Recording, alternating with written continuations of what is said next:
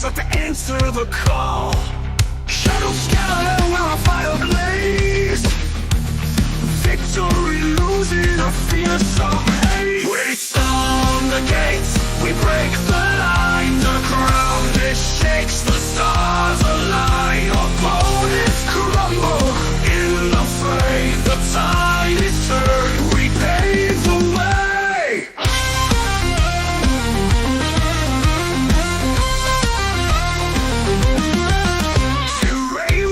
But now it is seized.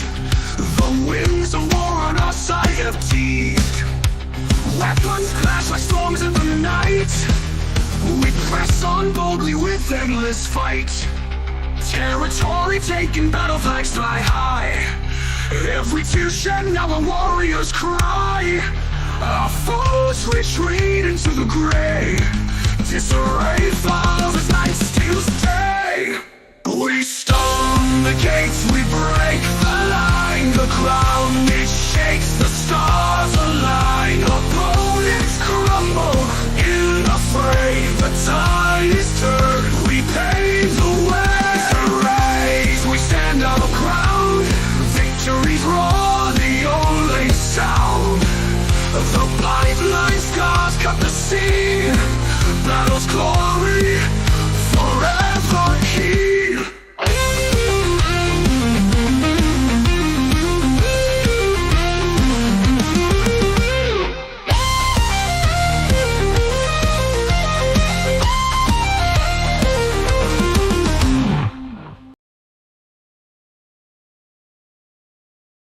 It's Friday night and we're all in!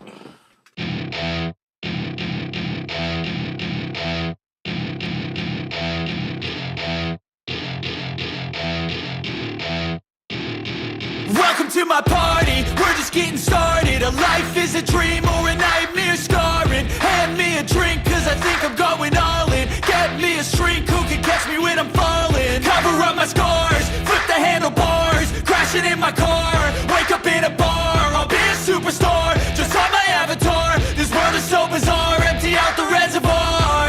Yeah, I'm taking 6 shots, yeah, straight to the face. And I wanna get lost, I'm sick of this place. Don't know how to stop when I'm feeling this way. So I'm taking 6 shots till I'm feeling okay. I think I'm going crazy, don't think I'll get home safe. So I'm taking 6 shots all straight to the face. I'm taking 6 shots, are you coming with me? I'm taking 6 shots, yeah, straight to the face. And I wanna get lost, I'm sick of this place. Don't know how to stop when I'm feeling this way. So I'm taking 6 shots till I'm feeling okay. I think I'm going crazy, don't think I'll get home safe. So I'm taking 6 shots all straight to the face. I'm taking 6 shots, are you coming with me? Sometimes you need to let loose, grab juice, get goose, tattoos, taboos, get screwed. Loosen up, buttercup, all those hate comments will never make you feel enough. We're all adequate graduates, heart full of calluses, but we know calculus. Damn, ain't that fabulous? Can't wait to apply all those mathematicus. But we can't get a job that pays us enough. I'm about to pop off. Fuck you, you're lost. We all know that we never really want a boss. So I'ma do what I want to, something I can't undo. Yeah, I'ma do what I want to, something I can't undo. I'm taking 6 shots, yeah, straight to the face. And I wanna get lost, I'm sick of this place. Don't know how to stop when I'm feeling this way. So I'm taking 6 shots till I'm feeling okay. I think I'm going crazy, don't think I'll get home safe. So I'm taking 6 shots all straight to the face. I'm taking 6 shots, are you coming with me? I'm taking 6 shots, yeah, straight to the face. And I wanna get lost, I'm sick of this place. Don't know how to stop when I'm feeling this way. So I'm taking 6 shots till I'm feeling okay. I think I'm going crazy, don't think I'll get home safe. So I'm taking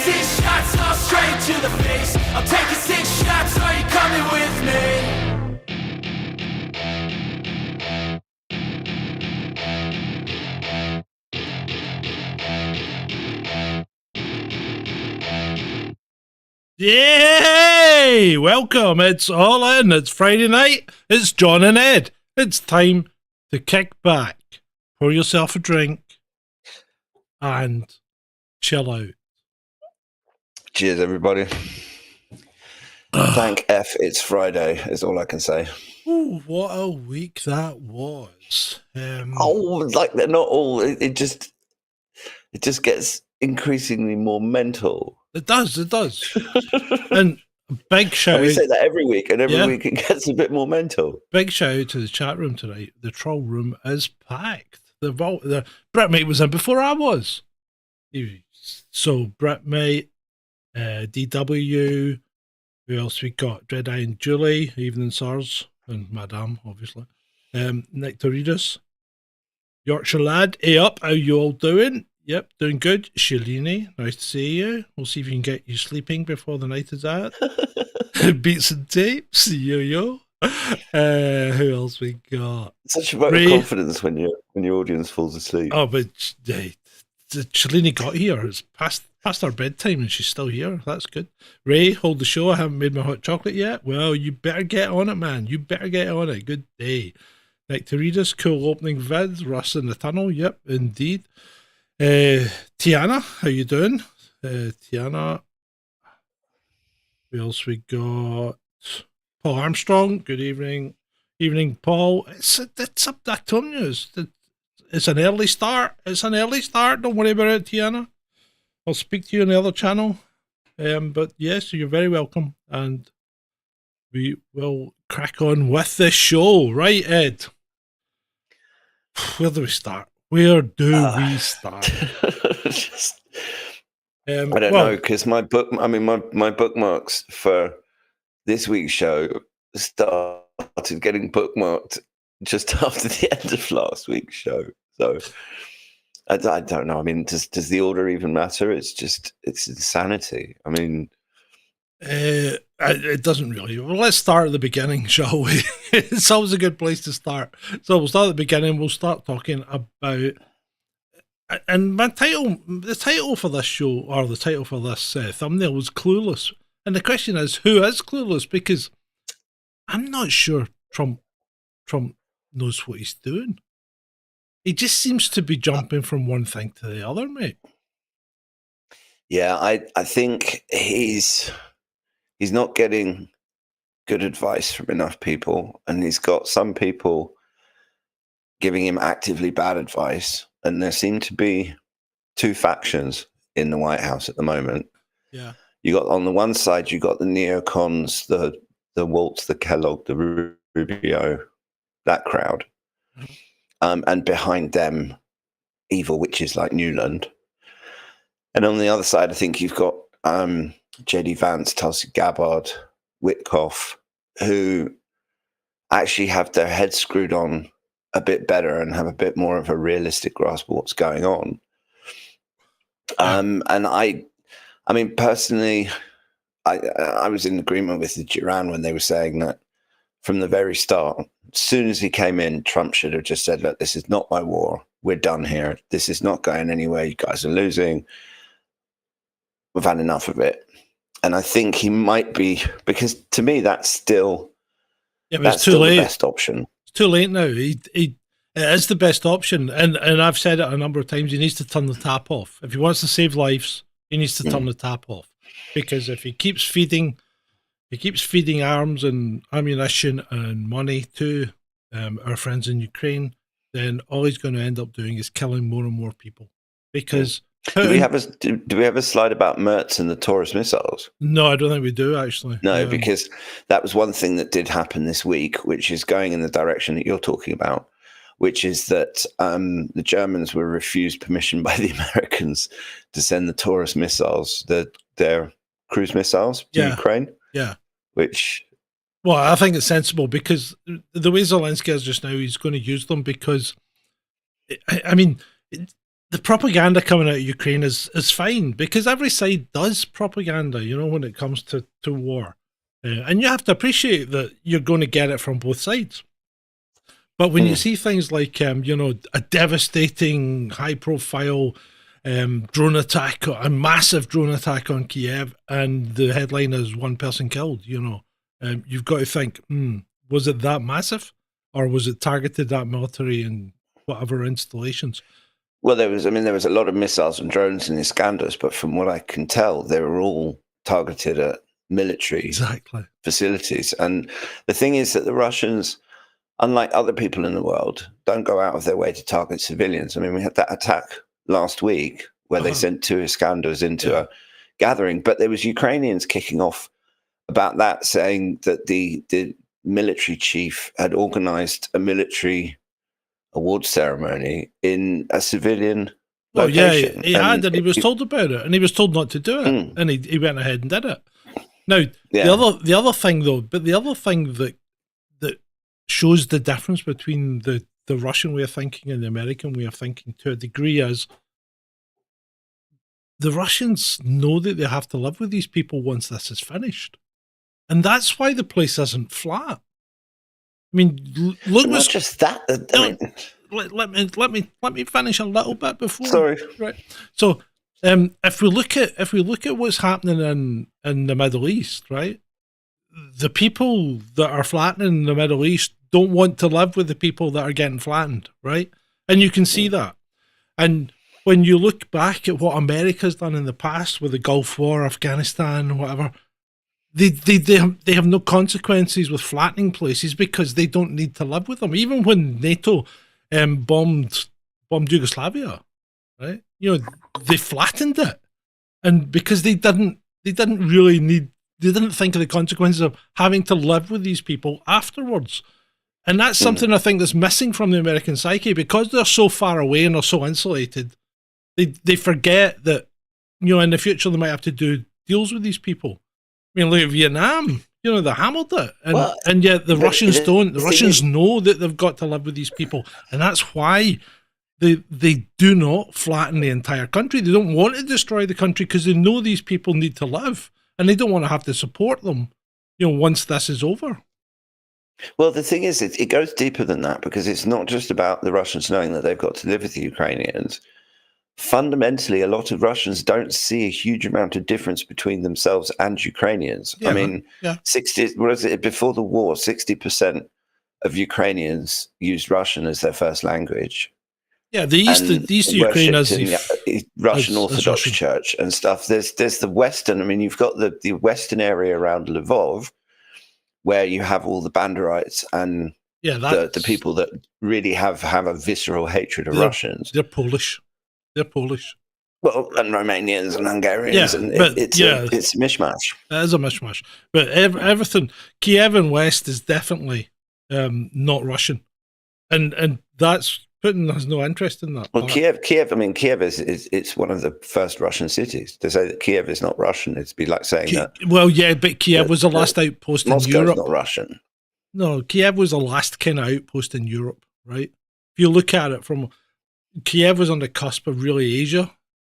The rest of Ukraine is purely Russian, But apart from that, I think in terms of your question, actually, I think Zelensky is the clueless one. Yeah, because Trump he vacillates, but he does that. Sometimes Trump gives the impression of agreeing with whoever it was that he last spoke to. But the fact that the Americans have said to the Germans, no, you can't send Taurus missiles to Ukraine, that is more of a hard signal than anything that Trump is actually saying in the moment. And you can tell, I mean, just that interview when Zelensky kind of shot himself in the foot in the White House by going in there and acting like an entitled little prick. I mean, I don't know how anyone tolerates him, but I've long thought that. I think Zelensky, to give him some slack, and he maybe doesn't deserve it, but I think the Democrats set him up for that meeting.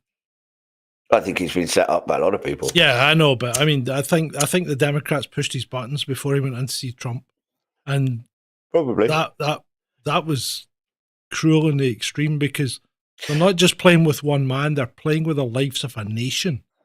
You know, and that's sick. That's sick.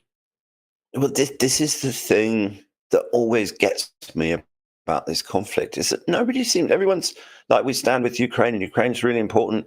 They don't give a shit about Ukraine. They want to hurt Russia, and they don't care if in the whole of Ukraine is one giant graveyard. Yeah. As long as they can hurt Russia, and it's despicable. And our government is amongst the worst. Yes, and we'll get onto our government, don't you worry. So I'm not happy with the Russian strikes on Kyiv. Not necessary and very bad timing. Very bad timing. Vladimir, stop. 5,000 soldiers a week are dying. Let's get the peace deal done. It's not the Russians that are interfering with the peace deal. That's not a strong statement coming from the leader of the free world, is it? What do you think? But it doesn't inspire confidence. Well, it depends on what sort of.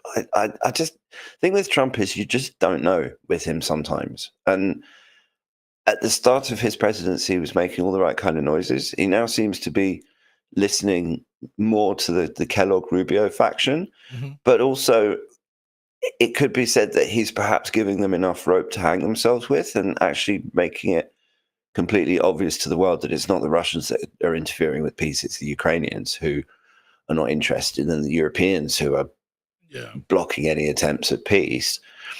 And maybe Trump just needs to maneuver things into such a way that, because the latest offer that the Americans presented to the Russians and the Ukrainians has pretty much been this. They didn't say it in so many words, but effectively they're saying, look, this is our final offer. And Trump himself has said, I've got a timetable, and we need to focus on other things. Well, yeah, one of those other things being tariffs, which China is now raking him over the coals over, because China's called his bluff and beaten him down, you know? They've found out he doesn't have the cards, as you said last week. The cards are made in China. Pretty much. And I mean, at least we've got a US leader that is prepared to back down. And I mean, okay, some people might think that that's weakness, and it's more a sign of bad initial decision making and bad advice. Yeah. And this actually goes back to what you said earlier, Ed, when you said that, Trump, it wasn't Trump's war, and, he should have distanced himself from it. He should have done that at the very start. It's now too late, because this is his war now, because he turned the tap off at one point for a couple of days, and then he turned it back on. So it's his war. It's in his ballpark. If he wants to get a grip on it, I think what he needs to do is turn the tap off now, and then he can walk away. But he can't do this. He can't keep drip feeding them, keeping them on life support, which all that's happening is it's allowing, the Russians to go to town on them, Yeah, but it's also, you have to take into account the fact that US foreign policy is being captured by neocons since the late 90s. I mean, since the days of Richard Pearl and the Project for a New American Century. That is the mentality of people who, that's the school that Victoria Nuland comes from. It's where Waltz and Rubio are coming from. And that is a very difficult juggernaut to kind of slow down or stop. And those crazy people have got no reverse gear, as Alexander Makuras constantly says. Whereas Trump, fortunately, does seem to have a bit of a reverse gear, which is much better than the thing about this whole Russia-Ukraine thing that I can't. It's like all of our own warmongers that we have in Britain. I'm sorry, are you actually trying to actively start World War III with the Russians? I mean, are you completely insane? I asked the guy that today. I said, what's your option then? Do you want to start World War III? Because that's all unless Trump turns the money off and Europe's starting to back down. We'll come to that a little bit later when we start discussing the UK. This is one of yours you brought up. Pete Hegseth helped convince Trump not to attack Iran's nuclear facilities, which was sensible because Iran has been very straightforward in saying that they're not going for nuclear weapons. I believe them, for whatever reason, I believe them. They haven't really been found to be lying about anything, Iran. And Russia, Putin himself is very, very strong in non-proliferation. And he's written it into all the deals that he's made with all the BRICS countries. So I believe that they're not going for a bomb, and because the last thing you need is a bomb in the Middle East, because nobody in the Middle East technically has a nuke. Certain country we know does, but nobody technically has. You know what I mean? But yeah, I mean, the thing about Iran, they want to do business. They want. I mean, they're talking about pipelines and exports, and I mean, China. The thing is that China gets a vast amount of oil from Iran, and so China has an active interest in making sure that nothing happens. The Russians and the Iranians have just signed a massive cooperation agreement, which has. I mean, there's no alliance there, but it does have security-related stuff in it. Yeah. And the Russians have been busy helping the Iranians beef up their air defenses and stuff like that. I mean, Iran is no Iraq or Syria or Yemen. It's. I mean, they'll cut the head off anyone that tries to invade. Frankly. Yeah. But what's more telling about this story is how suddenly another Signal chat is being used to try and discredit these people, which does make you wonder about Signal, frankly, because I always thought Signal was one of the more secure messaging apps, but I don't. Maybe not. And I'm not sure. I don't think there is such a thing as a secure messaging app anymore. Not for civilian use or whatever. Yeah, I mean, the thing is that Hegseth, it doesn't really have the job qualifications to take on a role like Secretary of Defense. Now, people think that the Secretary of Defense has to be some general with lots of military experience, but actually that's not true at all, because the Secretary of Defense needs to be a bloody good manager. Used to be a and if you look at the guy that the Russians have got in Hegseth's role, what's his name, Gerasimov? Yeah, I don't even think he had a military background. He comes from he comes from the Russian industrial side of things. I think it might be the military industrial complex side of things. But his main thing is not that he's a soldier, it's that he's a manager. Yeah. Right, shall we move away from this, shall we? Mm-hmm. Okay, so the Pope has popped. So unfortunately, our Holy Father, whatever his name is, Francis, well, that was his chosen name, wasn't it? So he has succumbed to age and died earlier on this week. Yeah, it seems like it was ages ago. It seems like ages ago. But anyway, some people were saying that he died ages ago, and they've just announced it. Yeah, but there was photos of people that say stuff like that. There was, I mean, did JD not go and see him the night before? Well, yeah, JD Vance saw him, so everyone's been making jokes about how listing out the people that they want JD Vance to go and see. Yeah, it's like, yeah, well, I must admit, I've been part of that teasing. People have said things about JD Vance, and I'm saying, are you sure you really want JD to come and visit you? Yeah, I mean, I don't know. It's the Pope is normally almost always an elderly cardinal. Yeah. And so they don't necessarily live a massively long time. Yeah. The current Pope, in my opinion, did an awful lot of damage to the Catholic Church. And now I'm not a Catholic, but at the same time, when you listen to what devout Catholics have to say about him, and the way he excommunicated Archbishop Vigano, who would have been a fantastic Pope. I'd love it if Vigano was made Pope. That would be so cool. I'm not up on cardinals and who's in the run for the Pope. Pardon me. Well, technically speaking, I mean, the fact that it's a cardinal isn't necessarily doctrinal. That in theory, any male Catholic can become pope. You don't have to be a cardinal, but obviously they've put conventions and customs and stuff in place where we'll now have the conclave where all the cardinals get locked into a big room and they're not allowed to come out until they've chosen a pope. Yeah. And then we have the black or the white smoke. And we'll probably get a comment from David Lammy claiming that... No, don't say it. Don't say it. We'll go into that later. No, right. Okay. Sorry. So Cellini says, absolutely disgusting. Francis was not a man of God. And Nick Teredas points out he was the first Jesuit to be a pope. I'll be honest, what's the difference between a Jesuit and I'm not trying to offend anyone. What's the difference between a Jesuit and a Catholic? I really don't know. Do you know, Ed? Well, the Jesuits are an order. I think it was Loyola. He basically was they're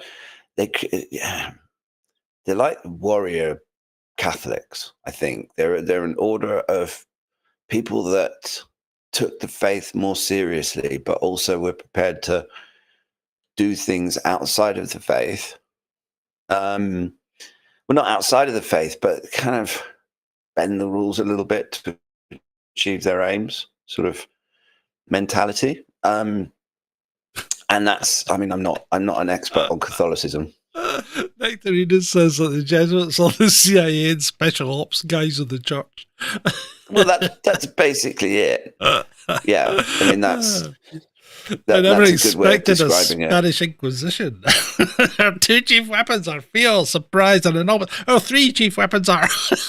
And Anyway. they're also not without their controversy. That's the thing. This is why this is the first Jesuit pope, because even within the Catholic Church, there's always been a certain level of suspicion about the Jesuits because they operate in secret and they have their own set of rules that they seem to follow that don't necessarily match up with the rules that other Catholics follow. So talking about rules, right? You found a strange rule earlier on, didn't you? This is probably my favorite story of the week, which is there is a special dead Pope hammer that they have to hit the dead Pope with on the head 3 times to make sure he's actually dead. I have, and it's a nasty looking thing too. Well, yeah, as all day I have had the Beatles' Maxwell Silver hammer going off in my head all day. Bang bang goes Maxwell's. Yeah. So there you go. Yeah, it's obviously some pope or another decided to try and fake a death at some point, and they decide, no, it doesn't. Don't start, Espresso. Do not start this whole nonsense. That's pooled blood. The guy obviously died on his left-hand side. The blood pooled, and that's what happens. So just drop it. It's not a conspiracy. It's just stupidity on the behalf of the internets. If you want conspiracies, go back through our archive and have a look at the show the rabbit hole show that we did on Pope John Paul I. Did we not do 2 on popes? There was that many. I think we did a Vatican rabbit hole and we did a Pope John Paul I rabbit hole. Yeah. And that is proper. There's all sorts of dark stuff relating to the Vatican Bank and Right, let's get away from the dead Pope and let's move on to brain death. So because this guy's suffering from it. So what the hell is going on?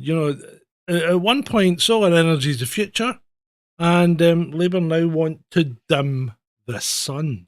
Now, I understand that what they want to do is they want to put something on top of already existing clouds. So this isn't cloud seeding, because cloud seeding makes clouds release their water and then dissipate. And cloud seeding was used quite effectively during the Olympics in China because they broke up the clouds and got rid of them. Now, what Labour want to do is put some sort of reflective material on top of the clouds that's going to sit there and bounce more of the sunlight back into space. That doesn't seem like a good idea. Well, I have a pet theory about this, which is that when Trump cut a lot of NOAA's climate funding, suddenly the skies over the United Kingdom, we started seeing blue skies and little white fluffy clouds again.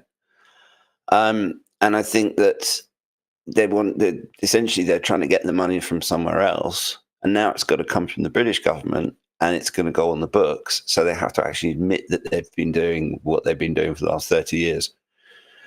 But at the same time as all of this, they want to start plastering the whole country with solar panels. So we've got the same bloke saying we're going to try and manage solar radiation. And at the same time, I mean, what's his face from it's called geoengineeringwatch.org. Dane Wigington. He has this off-grid farmhouse in the US, and he was like an engineer that used to work on alternative technology. So he had wind and solar and everything else. And he first started noticing the stuff in the sky because it massively dropped the performance of his solar panels. So we have an idiotic government who at the same time wants to start relying on solar power, is also going to dim the sun. You just couldn't. I mean, the skies have been beautiful up here for most of the year, which is unprecedented. Normally we get very grey skies through winter, and usually it starts to break up about the end of March. But February, March was exceptional. You know, there was a couple of dull weeks, but generally we've had exceptional weather. Can't complain at all. It's been the same down here. Blue and little fluffy clouds, just like a painting. Absolutely. And I suspect now we're going to go back to nasty milky white crap again. I'll give you a hint. See if you go on the satellite, the weather satellite, and have a look at what's coming in from the Atlantic. That'll pretty much tell you what the weather's going to be like tomorrow. Right, moving on. No, not moving on, because you gave me this one. Adam Brimson said if dimming the sun is a solution, then solar energy isn't. I've got a lot of time for Adam. He's fairly sensible. We can't have it both ways. He's a good artist as well. Yeah, net zero is well, maybe. I'm not saying it is or it isn't, because obviously this is YouTube. But this guy Chris, whose flag in bio gives it away, right? But this guy goes, the key is control. If we can switch the sun on and off like a light switch, then we can switch it on when we want energy and switch it off when we want to cool the planet down. What a complete and utter mental defective we have there. I'm sorry. There's no other way to describe that person. There really isn't. You can't. And as you say, the flag, I mean, flags and bios are always a dead giveaway, especially that one. But it shows you the level of logic or lack of logic that these people have, that they will just lap up whatever the system tells them. And if the BBC says it's a good idea and comes up with some convoluted nonsense, then there's a certain segment of the population that will just buy into it without any critical thinking or anything like that. Yeah, this is a good one. See, I believe this is straight from a WEF meeting. Right, next question. Someone posted this and said, who's the most stupid Labour MP? And I started looking, I was about to just shout out Lammy, right? And then I started looking and thinking, there's actually candidates in there, you know, I mean, you can't. It would really. I couldn't pick any of them that I'd want to have on a quiz game show. Oh no! If you were picking anyone for like say you were playing five-a-side, you couldn't even consider picking any of them, could you? I mean, it's just varying degrees of dumb. Yeah, it is. And then speaking of dumb, there's the Labour front bench. Boning up on what they have to learn for the next Prime Minister's questions. How to do maths good. Lammy behind the times as always. Right, moving on. So, single-sex loos in schools are set to cost the taxpayer millions.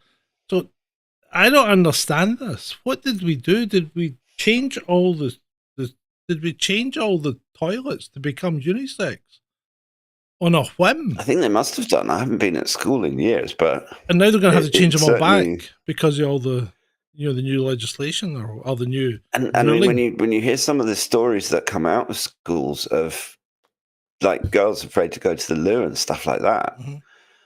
I mean, it's obviously we have to be really careful what we say on YouTube, but the whole thing is completely mental, and we've had to have a judge point out basic biology. And a certain community, I mean, there's one particular member of the trans community that has been melting down now for about 5 days. Jonathan?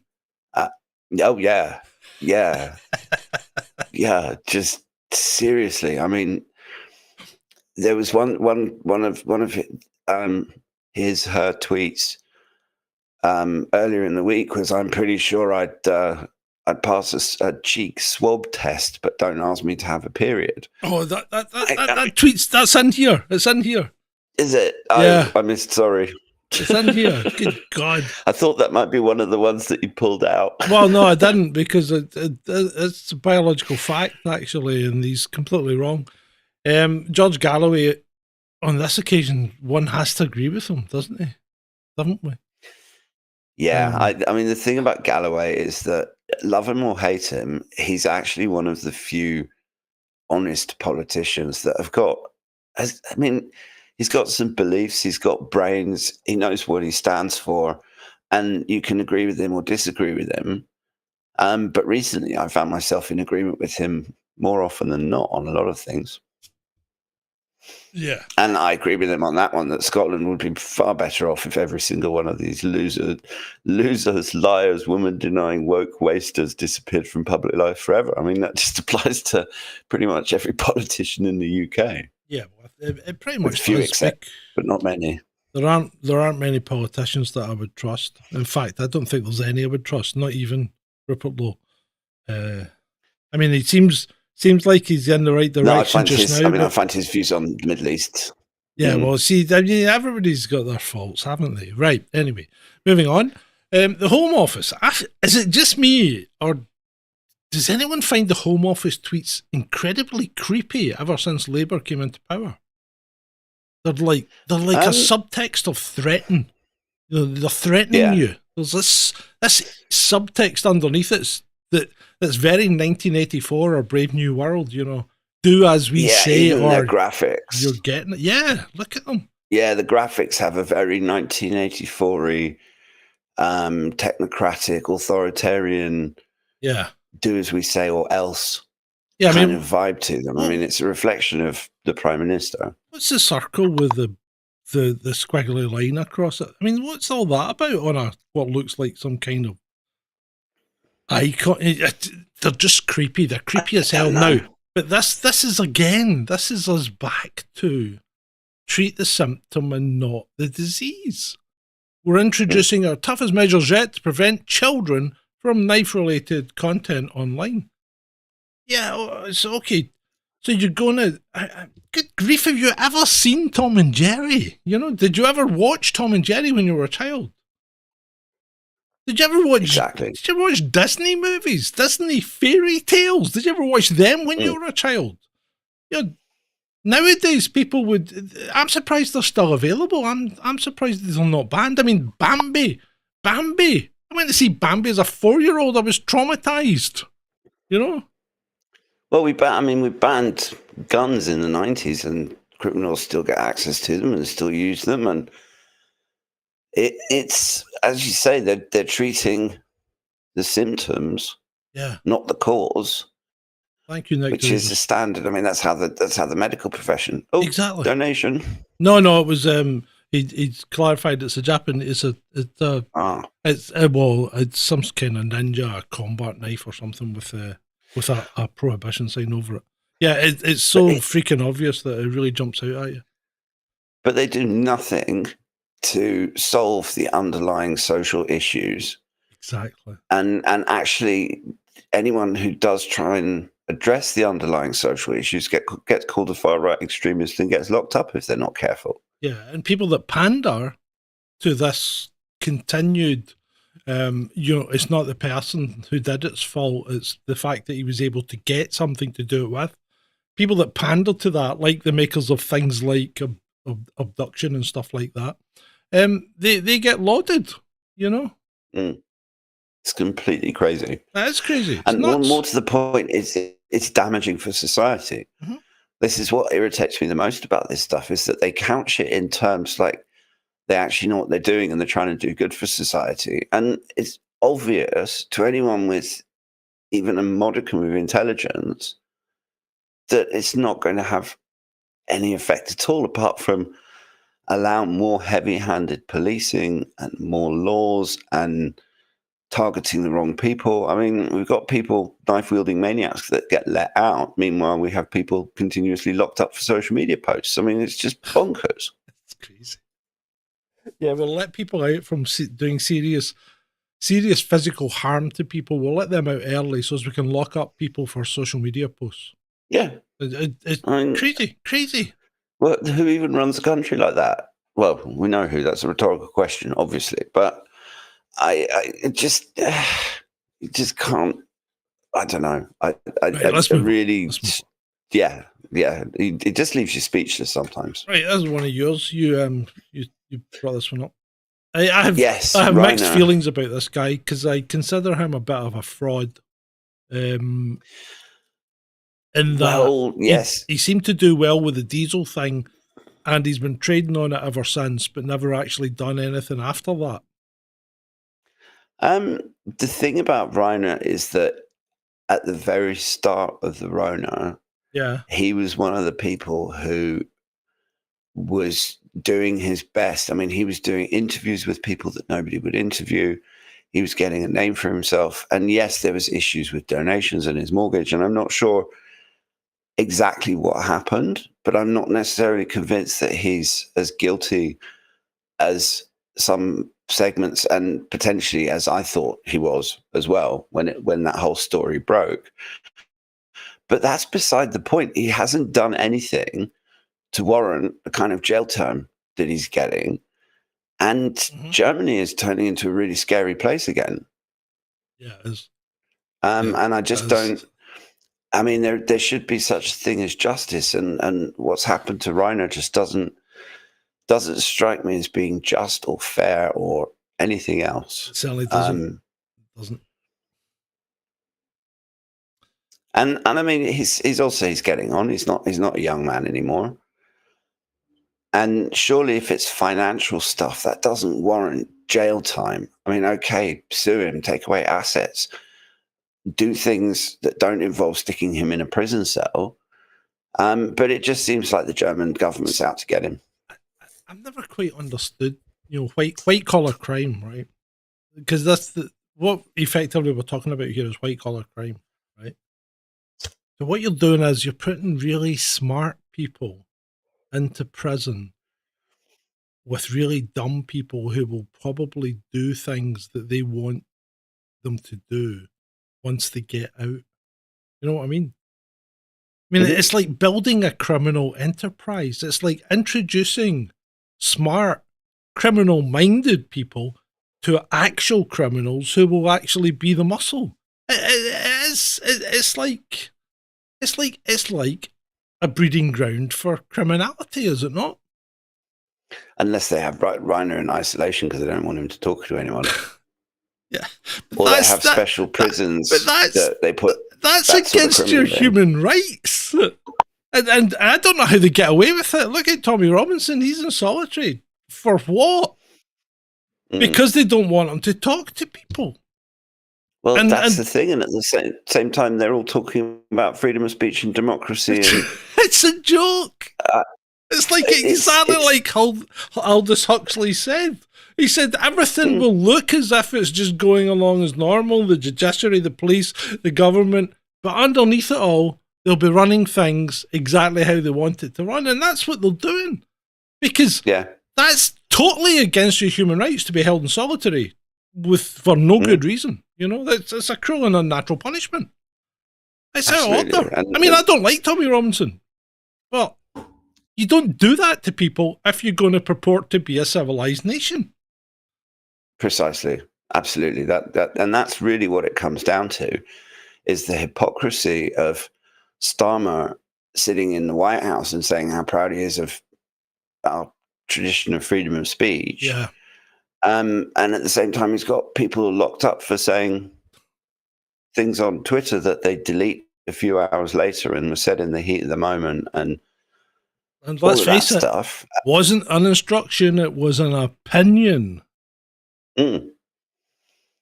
Absolutely. And it's when there's real criminals. I mean, if you look at all of the incidents in Germany of vehicles ramming into Christmas markets and all that kind of stuff. Yeah. The point is that European societies have got bigger problems than Lucy Connolly and Rainer Fulmick.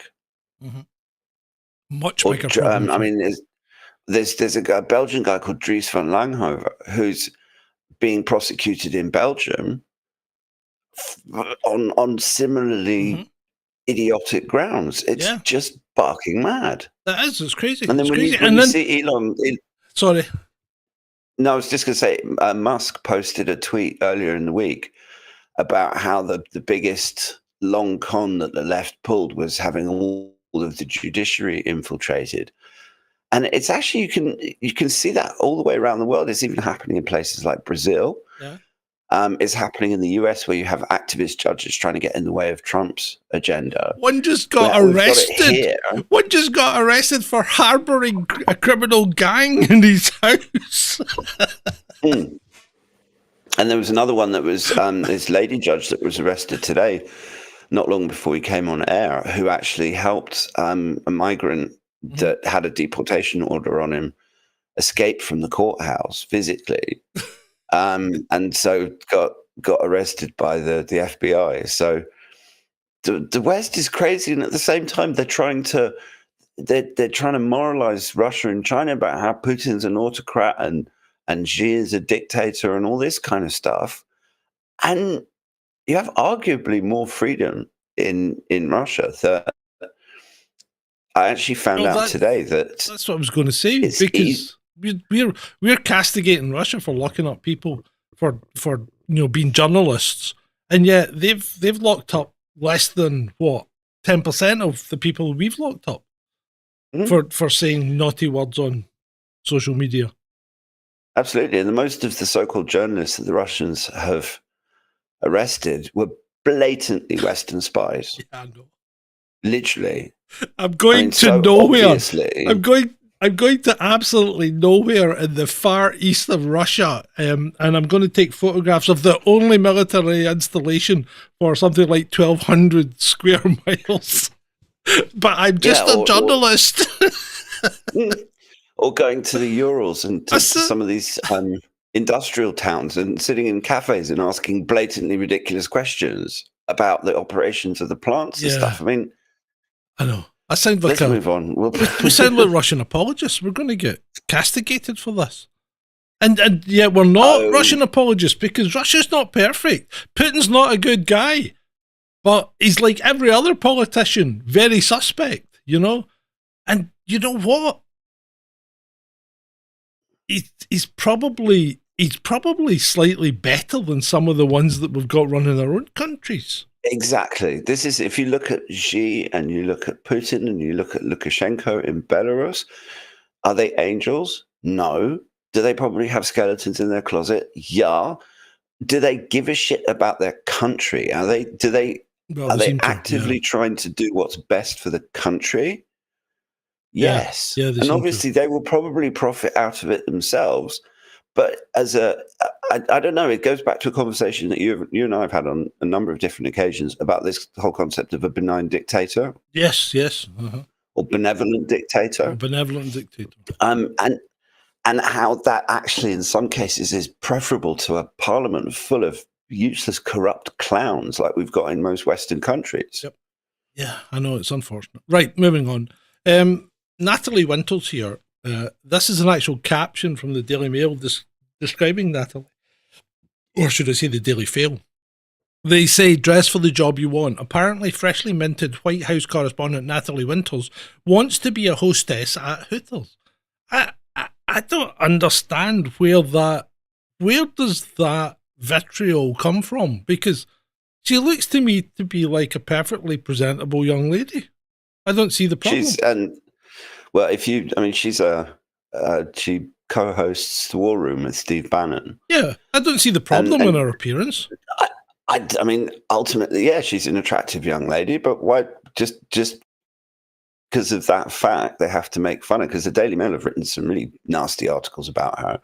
But when you actually listen to her, she asks good questions. I think the mainstream media are basically butthurt that when Trump came in, they changed how the selection of journalists for the White House press pool was assembled. Yes. And they used to have some committee that I can't remember, but it was actually made up of the journalists themselves. And the White House was like, nope, we're deciding who's in the press pool. And so they've given some places to the new media. Yeah. And I think that's fair enough. I mean, the White House should be able to decide which journalists. And okay, maybe she's pretty and maybe she doesn't hide the fact.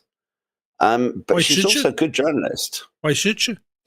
Right, moving on. Speaking about not being pretty and not hiding the fact, here's Mr. Macron. A little patisserie. President Macron reacted to massive Russian attack on Ukraine. Remember the massive Russian attack that killed between 1 and 9 apparently. Said that while Putin says to the whole world, I want peace, he continues to bomb Ukraine. The only thing to do is for President Putin to finally stop lying, and America's anger must be directed at them. Right, so he's not they've suddenly started to realize that if America's not on the side of Europe, there's nothing Europe can actually do. You can't do anything. They don't have the command and control systems to do this. They can't pull it all together. That's the problem, because everything ran through the US. Everything was coordinated by the US military. And if you pull that out, it's going to take 5 to 10 years to put together a working communication system for the European armies to manage to talk to each other. They can't even talk to themselves the way things are going. Exactly. It's on every level, because the only reason that Ukraine can fire missiles into Russia is because of targeting data that the Americans have to give them, because GPS doesn't work in Russia. No. Europeans don't have the heavy industry. This whole notion that you can take a Volkswagen car a Volkswagen factory that's currently producing VW Golfs and suddenly repurpose that so it starts producing tanks. Can't do that. It's a nonsense. I mean, back in the 1920s and 30s and 40s, when arguably these factories were simpler places, it's like you have a Model T production line. That was relatively easier to retool. But now the equipment that produces the cars, you've got the robots, and it's all very specific to the vehicles being built. I mean, it's difficult. You couldn't take a Volkswagen Golf assembly line and suddenly start producing Land Rovers on it. I know. And it's just this European impotence. And yeah. I mean, it's just the fact that they're not willing to even talk to the Russians, because the Russians are like, look, the Russians have never said they don't want to talk to anyone. It's the Europeans that said we're not talking to the Russians. Yeah. And it's Britain that's still fucking stirring it.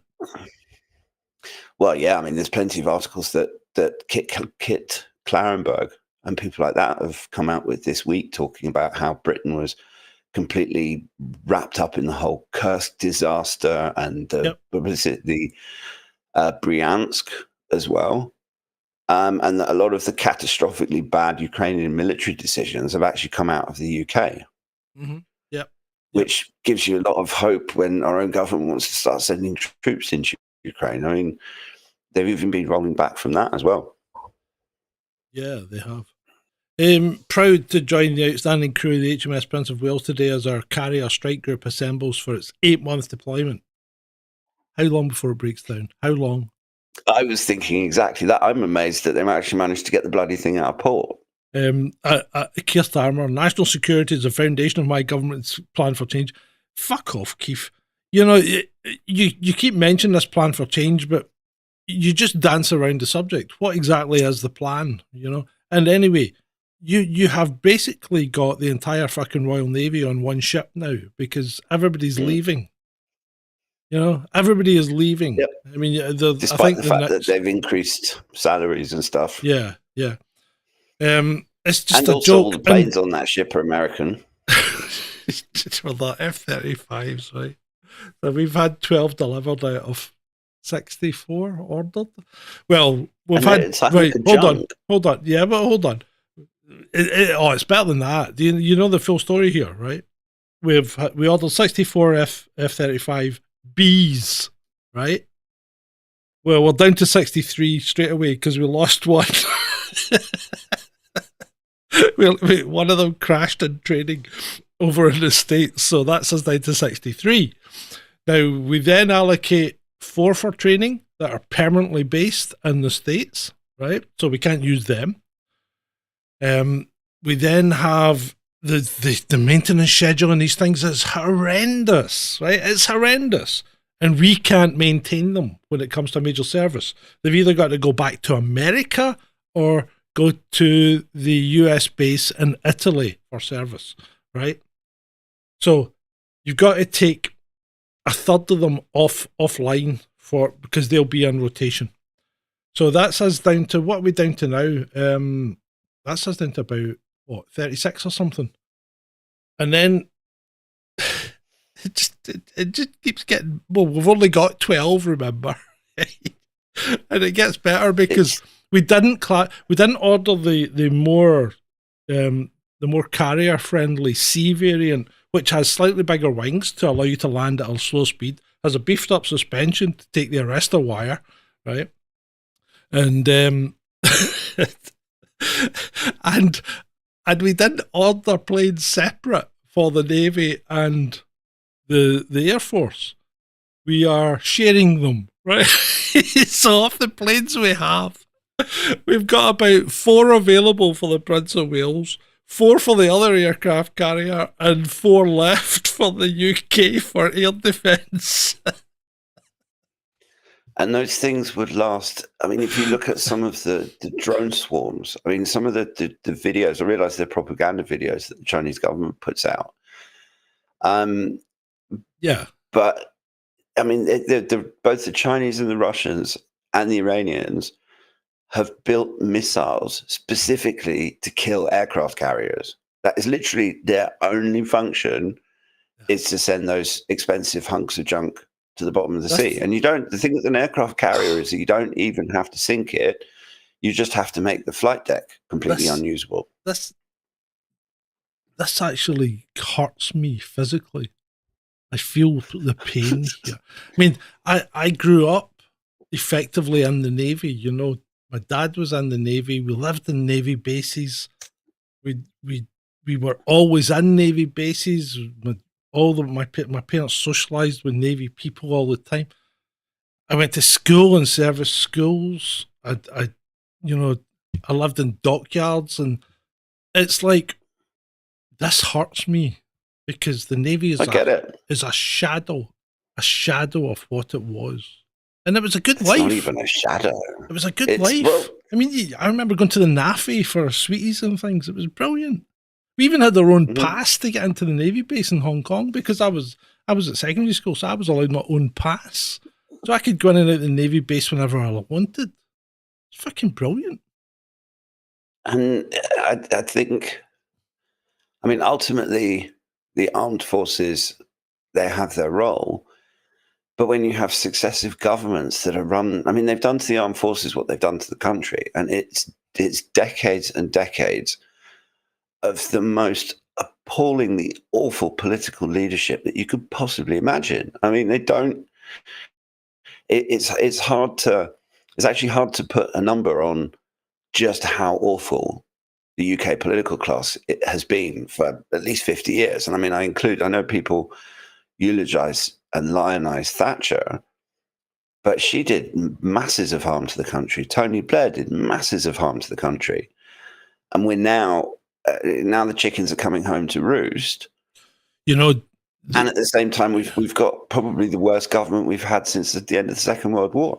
Yeah, you're quite right, because although at the time the Falklands seemed like a fantastic recovery, and take back, I think we were like this close to blowing it. If things had gone slightly awry, the whole thing would have been a wipeout. Well, we were lucky that Thatcher had the relationship with Reagan that she did, and that the Americans didn't get in the way. The whole fleet had to be refueled halfway across the Atlantic by Americans. The US offered the use of a carrier, and we fucking knocked it back because of stupid British pride. They offered the use of an aircraft carrier. Mm-hmm. And that would have meant total air superiority. You wouldn't have had any of our ships sunk. We would have had total air superiority, and it would have been a no-brainer to take the islands back. Mm-hmm. Absolutely. But it was not, I mean, to be honest, the country was lucky it didn't turn into another Suez moment. Yeah. Of course, we didn't have the support of the Americans then. That's why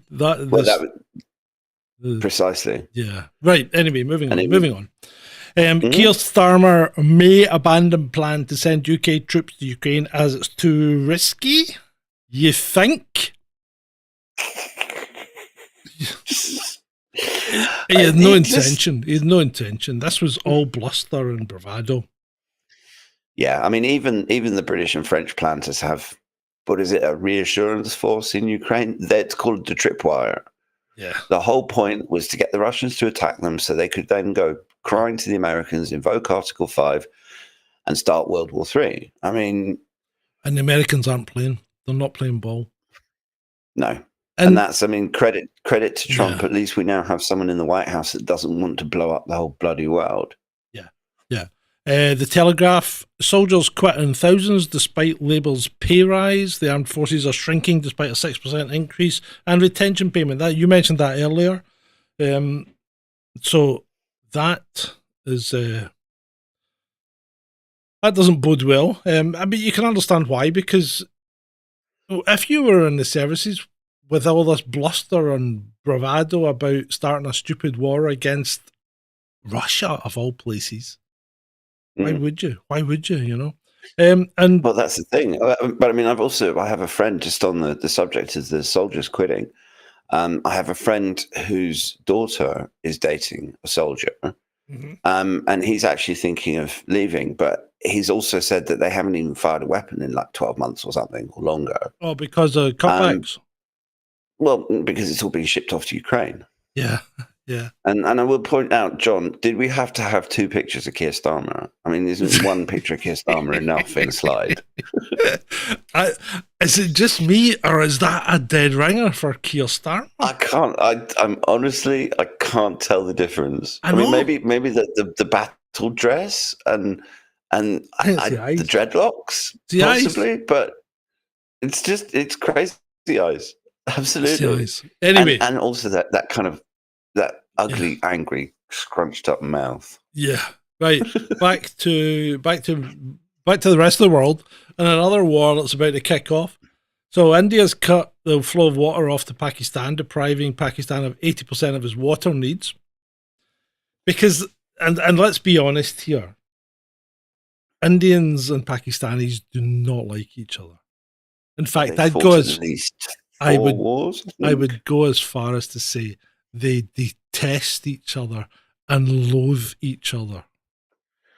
Oh, they've had, I mean, if you look at what happened when partition occurred, and India and Pakistan and Bangladesh were all created, the massacres and the pogroms and the number of people that died. Yep. But I mean, this dam story, essentially where it started was that 26, I believe, Hindu tourists in Pakistan were murdered in cold blood, to the point that the attackers actually asked them for ID and then shot them, which is some kind of crazy provocation. But in response, Pakistan's closed the borders, they've suspended flights, and this sort of tension between India and Pakistan does happen because they've got disputed territories in Kashmir. Yeah. So this is, and I mean, they have fought I think, at least 4 wars since the end of the Second World War. But this is the speed and the ferocity of the reactions. I found a bit surprising. And India told Pakistani nationals to get out of India within 24 hours. You know, that's a big ask. Anyway, they've cancelled all the visas. And the other thing that people have to remember is that both India and Pakistan are nuclear powers.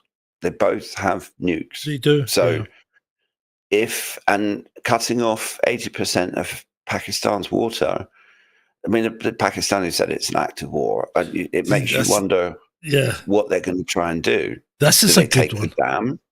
This is a good one, though, for Putin, isn't it? Because he kind of backs both these countries. Because India's part of BRICS and Pakistan's, you know, more under Russian influence than it is. Well, is it? I don't know. Maybe, but anyway. No, Pakistan is very much under American influence. That's why they locked Imran Khan up. I'm gonna. Because Imran Khan wanted to take Pakistan more in the direction of Russia and China, and the Americans were like, nope, not happening. So I was out one night on patrol, and I had a probationer with me who was a Sikh, right? And he was wearing a turban and everything, and we pulled the car over, and you know he saw a car. He spotted a car with a dovetail light, and he says, "Well, pull that," and I goes, "Yeah, okay, we'll pull it." And I said, "You can take the lead." So we pulled the car over, and no sooner had we stopped than the guy jumps out the car in front. And he's going, "You only pulled me over because I'm a Pakistani." And I'm like, whoa. Actually, and before I can say anything else, the Constable Sikh pipes up, "No, I pulled you over because you're a Pakistani." After that, it just went downhill. So the whole car ends up getting a thorough going over. The guy walks away with fucking 3 tickets, a charge, and a VDRS, right? and he doesn't get to claim racism. Yeah, I can't get to claim it, yeah. So he jumps back in the car, and I'm like, I said, maybe you should hold back a little bit, you know, when you're dealing with, because there's a huge Pakistani community in Glasgow. He says, maybe you should hold back a little bit. And he's going, I was holding back. I'm like, whoa. That was something with all the knife crime. I saw an interview with a member of the Sikh community because as part of their traditions, they all carry this little ceremonial dagger. Yeah, like we do. And for Western, I mean, I think back in the day they would have a massive sword. Yeah. But they have the traditions, and this old Sikh elder guy was like, "Look, Sikhs have carried knives around in Britain since we first got here, and you don't see us walking around stabbing anyone." So I was on the Queen Mary 2 on my honeymoon with my good lady wife, and we had dinner one evening with the captain's table, as you do, and you get all dressed up for that. And I brought my kilt, so full gear, full kilt on, and I'm walking down, and all the Americans are like, oh my God. And, you know, the American women are going, "Oh my God, can I get my picture taken with you?" and all this. And I'm going, yeah. And one of them goes, "What regiment are you with?" And I goes, I'm Scottish. I'm not in the army. and then she, then one of them goes, "What's that in your sock?" And I goes, "That's my skiing do. You want to see it?" So I pulls out my skiing do, and she's going, "Oh my God, you're carrying a knife. Are you allowed to do that?" And I goes, yes I am, because it's part of my traditional dress. So you're entitled to wear it. Much like the Sikhs are with their kirpans. Yeah. Mm-hmm. So there you go. Cool. Let's move on.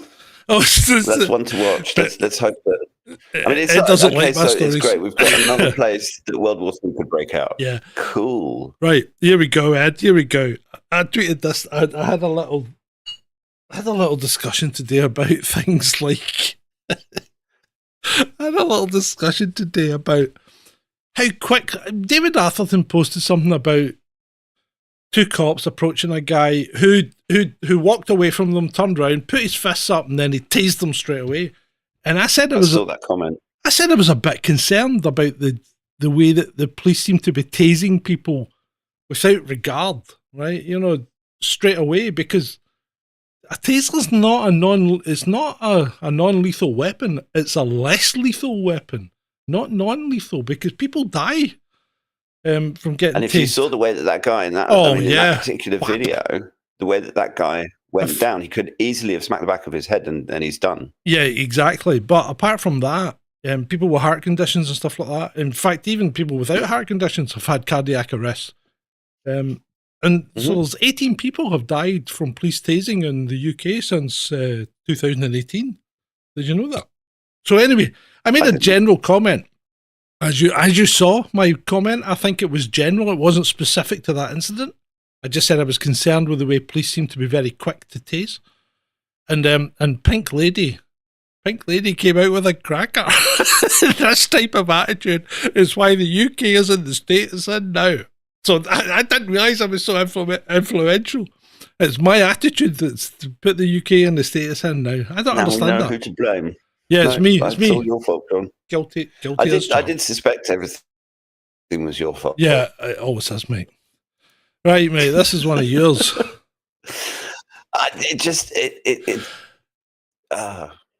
This is a fucking horror story, people. I'm sorry.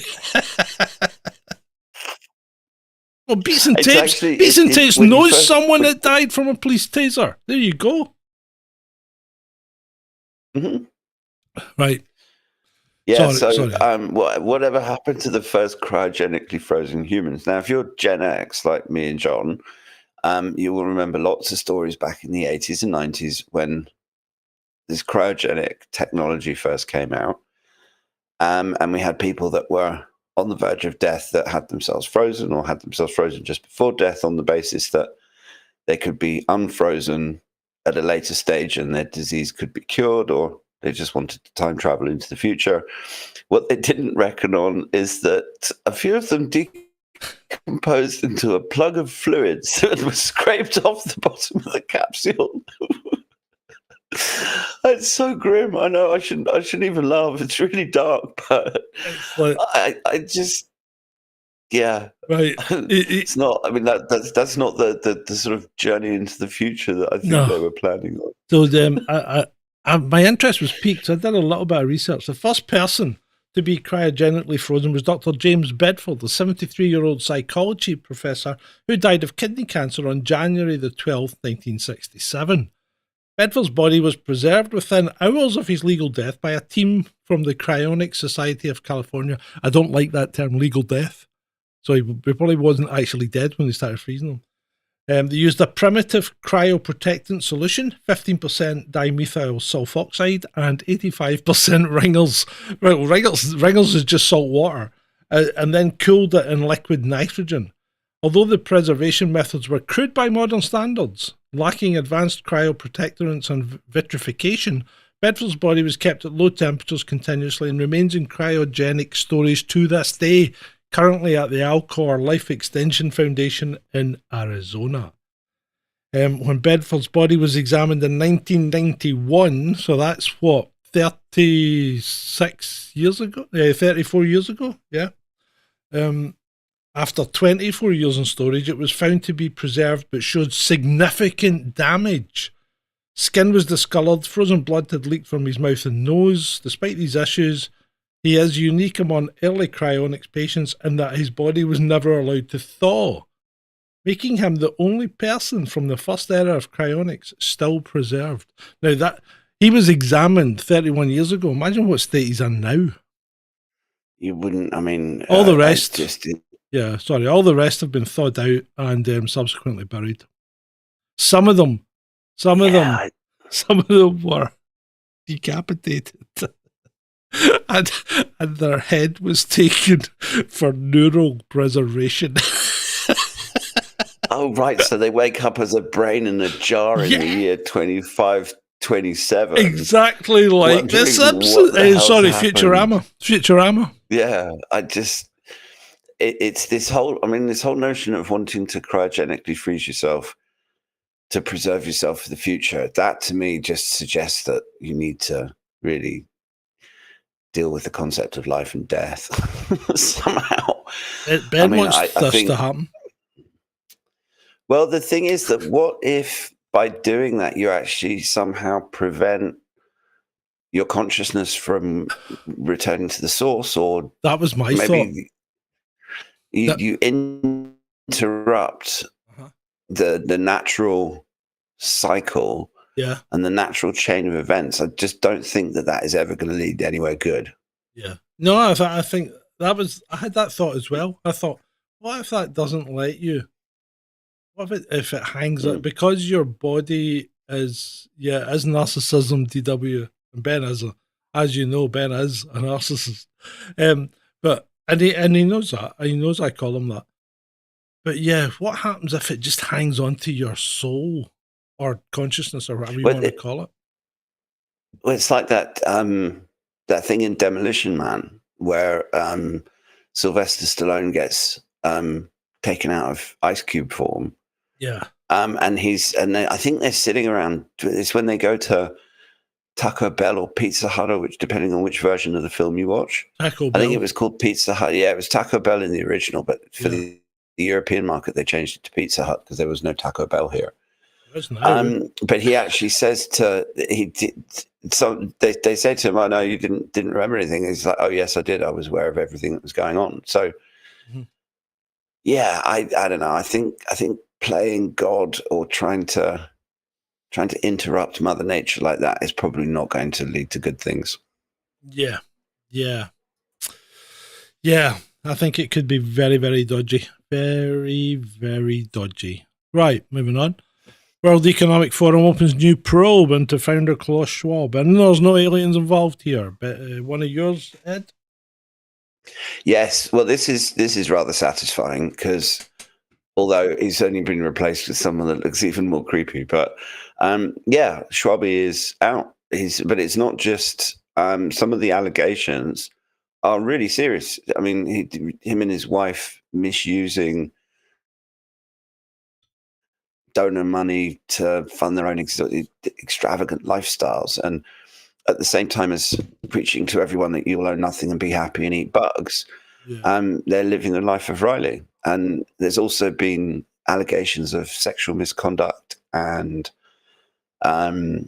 poor treatment of members of staff. I mean, there was a story that came out a few years ago about Klaus Schwab was away on business or something, and someone parked in his parking spot, and he hit the roof. He was literally trying to get this person fired and went absolutely postal, and had to be talked down and calmed down by people. And I just thought it's one of those innocuous little stories that is so innocuous that it's probably true. And it just kind of shows you the sort of person that we're dealing with. I mean, this is the thing about it, and it's the same with all these environmental people. It's like Neil Vince. Yeah, absolutely, and also these actors, Leonardo DiCaprio, who jets around the world, telling everyone we have to consume less, and then goes off on holiday on a gigantic yacht. Yeah. Or even closer to home, the Department for Energy and Climate Change, or Net Zero, or whatever the hell it's called here, I've also been accused of just taking the absolute piss. With their air miles. I mean, Ed Miliband flew from London to Scotland, 800 miles in a plane that he could easily have taken on a nice environmentally friendly train. And it's just a hypocrisy. And it's the same with the World Economic Forum. And I don't think that the new interim chairman is going to be any better, because he's the creepy ex-chairman of Nestle that said that water wasn't a human right. But it just goes to show you just how kind of corrupt and just they're not good people. And they're the ones that are trying to moralize to the rest of us, saying that we have to cut down on air travel and we have to eat bugs. And it's just, I don't know. I can't stand a hypocrite. Yeah. Speaking of hypocrites, how about Germany? That's one of yours as well. This is the ongoing Russophobia that I just think is so spiteful and petty and ahistorical. Because if it wasn't for the Russians, the Allies would not have won the Second World War. It's as simple as that. It was the Russians that got to Berlin, and if it hadn't have been for the Russians on the Eastern Front destroying most of Hitler's armies, there would have been far too many Germans in the West for the Normandy landings to have done anything at all. Yeah. And so despite all of the war and stuff, especially that this whole full-scale unprovoked invasion of Ukraine is historical nonsense to the point that it really irritates me when I have to listen to people spout that bollocks, because that's not what happened. It was very much provoked, and it absolutely wasn't full scale. Guess what I found? What? I found my video. The incredible story of how Ukraine became a vassal state. Oh, great. So I shall re-release it. Yeah, but I think, and for the German parliament, Germany particularly should be eating a bit more humble pie about all of this, because they were the ones that started the Second World War. They were the ones that German armies killed 30, 40 million Russians. 27 million. The siege of Leningrad and Stalingrad, and what they did in Kursk. I think the Germans need to wind their necks in, basically. Yeah.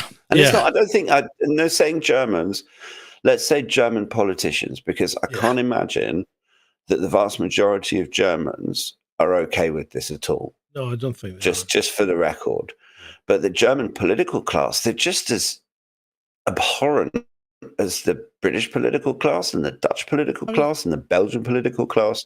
Yeah. I was listening to what's his name, General McGregor, the other day, and he was talking about after the Colonel McGregor, and after they had finished with Iraq and all that, and they were trying to sort. No, it wasn't then. It was after they'd finished in Yugoslavia, right?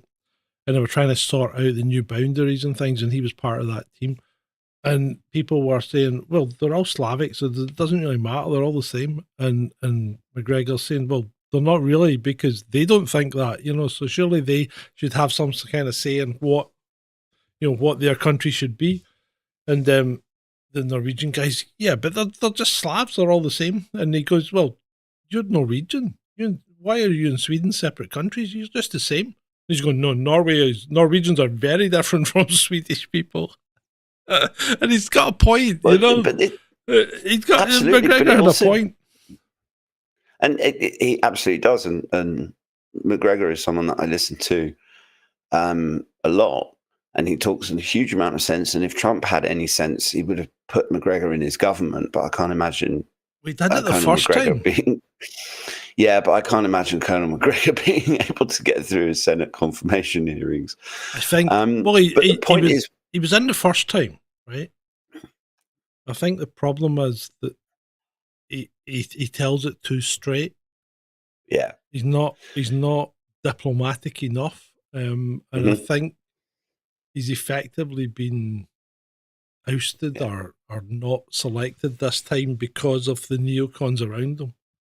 I mean, what you were saying about they're only Slavs, it actually demonstrates precisely why most Western countries, particularly Western Europe, are quite happy for the Russians and Ukrainians to kill each other, because they're all just Slavs. And how is that not racism? How is that not exactly? How is it? It's no different from saying, "Oh, we should just let all the Hutus and the Hutus and the Tutsis in Rwanda and Burundi just murder each other because they're all just blacks or Yeah. whatever. I mean, I there's actually, no difference. I just wrote an article today for the website, which you can go and read if you wish at sergeantgrumpy.com.